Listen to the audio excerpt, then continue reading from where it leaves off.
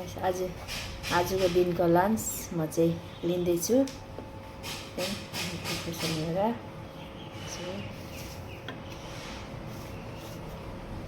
चटनी बनाएछ सिलामको